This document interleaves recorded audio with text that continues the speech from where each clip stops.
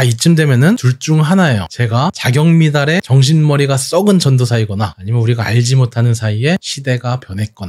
여러분 안녕하세요. 박성호 전도사입니다. 오늘은 한국교회 부교역자 사역 기피 현상에 대한 이야기를 해보려고 합니다. 아는 목사님께 최근 교역자 구하는 것이 어렵다는 이야기를 들었습니다. 과거에는 이 문제가 지방교회들만의 문제였다면 이제는 수도권에서도 교역자 구인난이라고 합니다. 여러 가지 이유와 원인이 있겠지만 오늘은 크게 두 가지만 생각해 보려고 합니다. 하나는 시대적인 배경의 원인이고 두 번째는 교역자들의 개인적인 마인드 변화입니다. 제가 작년에 파트 전도사 이력서를 3군데 넣었는데 다 떨어졌습니다. 대형 교회도 아닌데 한 군데는 서류 탈락하고 두 군데는 아예 답장도 안 왔습니다. 아니 교역자 구하기 힘들어하는 교회 많다는데 아무데나 가면 되는 거 아니냐 할 수 있는데 제가 조금 제약되는 조건이 있어서 그래요. 평일에 일을 하면서 주말에 사역을 하니까 토요일 근무를 가능하면 쉬고 싶은데 집에서 출퇴근할 만한 교회 중에 그 조건 하나만 걸어도 안 되는 교회들이 많더라고요. 이렇게 말하면은 조금 안 좋은 시각으로 보실지 모르겠어요. 아니 전도사가 토요일날 교회 나와가지고 일하는 게 당연한 거지 그걸 쉬려고 하냐? 욕심 아니냐? 생각이 들지 모르겠는데 제가 토요일 쉬는 교회에서도 사역을 해보니까 제가 토요일에 쉰다고 놀러 다니겠어요? 주일 예배 준비하고 부서 사역하고 그렇게 개인적으로 사역을 하죠. 오히려 토요일에 쉬니까 주일에 더 좋은 컨디션으로 능률이 좋더라고요. 그리고 제가 했었습니다. 주 7일 쉬는 날 없이 월화수목금 일하고 금토일 사역하면서 3년 정도 해보니까 건강이 너무 안 좋아져서 견딜 수가 없겠더라고요. 자, 이쯤 되면은 둘 중 하나예요. 제가 자경미달에 정신머리가 썩은 전도사이거나 아니면 우리가 알지 못하는 사이에 시대가 변했거나. 사실 과거에는 안 그랬죠. 당장 열악하고 힘들어도 그냥 믿음으로 헌신하는 교역자들이 참 많았죠. 요즘은 그렇지가 않습니다. 따로 먹고 살 방편이 있거나 아니면 사역을 포기하는 사람도 굉장히 많습니다. 이게 그 사역자들 개인의 문제로 볼 수도 있지만 제 생각에는 이게 시대의 흐름의 영향이라는 거예요. 여러분 잘 생각해보세요. 사실 옛날에는 전도사만 열정이 있던 게 아니에요. 일반 직장인들도 열정이 넘쳤습니다. 공장에서는 일 배운다는 명목으로 월급 반의 반도 못 받고 일하는 분들도 있었고 또 직장인들은 책임감이라는 이유로 야근은 당연한 거고 과한 노동을 강요받던 시대가 있었죠. 그러니까 이런 순수한 열정 넘치는 모습이 교역자들에게만 있었던 게 아니에요. 한국 사회 전반적으로 있었던 모습입니다. 그리고 마찬가지로 지금 교회에서 교역자 구하기 어렵다는 말이 교회에서만 있는 말도 아닙니다. 중소기업은 구인난, 청년들은 구직난이라고 하잖아요. 이런 시대상을 경제 유튜버가 이름 붙이길 저임금 노동의 종말이라고 합니다. 과거 선진국에서 제조업이 개발도상국으로 넘어올 때 한국 사회도 이 저임금의 제조업 산업이 자리를 잡았죠. 그리고 우리나라는 성장을 하는데 이 제조업의 저임금 산업을 유지하니까 이걸 유지하기 위해서 많은 노동시간과 열정을 갈아 넣으면서 유지했던 거예요. 그런데 그런 시대가 끝나가고 있다는 말입니다. 기업은 사람 못 구하면 해외에서 저렴한 인력을 구하기도 합니다. 청년들은 내 원하는 조건에 부합하지 않으면 억지로 일하지 않고 자연스럽게 다른 진로를 찾아보거나 아니면 일을 아예 안 해. 그런데 교회는 여기서 문제가 생겨요. 사람 못 구한다고 해외 노동력을 끌어올 수도 없고 또 교역자들도 너무 조건을 따지기에는 성직자로서 자세가 틀려먹은 것 같은 죄책감이 좀 마음 한켠에 있는 거예요.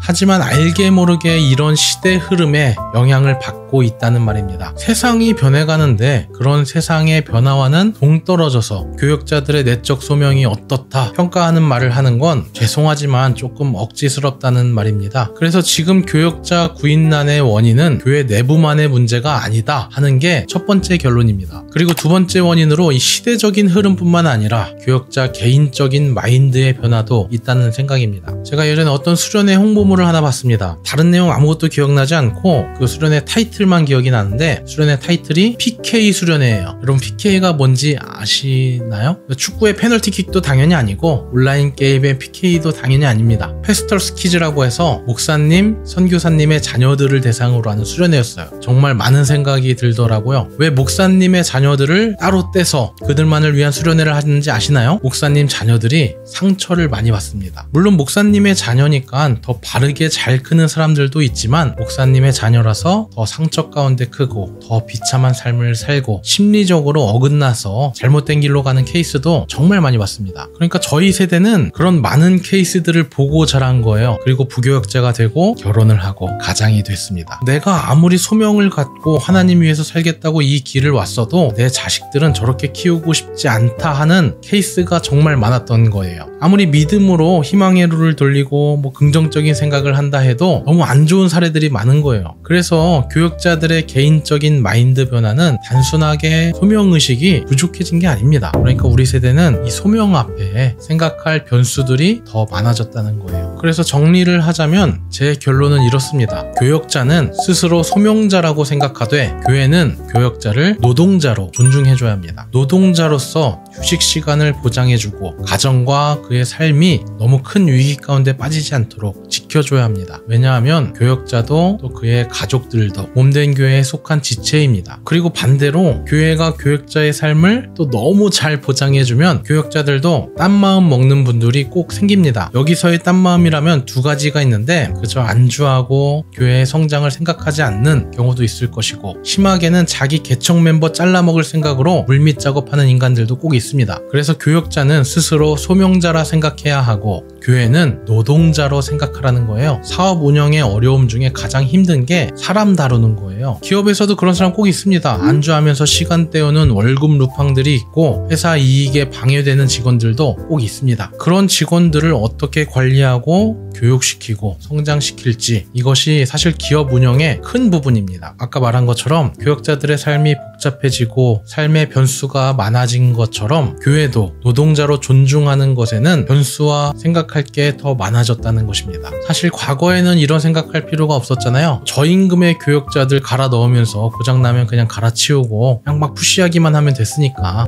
이런 주제의 유튜브 영상들이 참 많다 그랬잖아요. 다른 영상들을 보니까 교회의 문제에 대해서 많은 이야기를 합니다. 근데 저는 좀 반대로 이야기하고 싶어요. 원인은 이 시대와 개인에 있습니다. 그런데 그 해결의 키는 교회가 쥐고 있다는 말입니다. 세상이 왜 이러냐, 요즘 것들 왜 이러냐 하는 말만 해서는 우리 교회가 앞으로 나아가지 못합니다. 우리가 본질적인 진리의 복음은 지키되 이 세상의 흐름 속에서 더 건강한 교회가 되기 위해 힘쓸 때 교역자와 교회가 올바른 선순환을 이루리라 믿습니다. 네, 사실 풋내기 전도사가 개인적인 말들을 했지만 여러분들도 많은 생각이 있으리라 생각합니다. 여러분들의 의견 댓글로 남겨주시면 저도 보고 많이 배우도록 하겠습니다. 끝까지 시청해주셔서 너무 감사합니다. 건강하시고요. 다음에 더 좋은 내용으로 인사드리겠습니다. 안녕.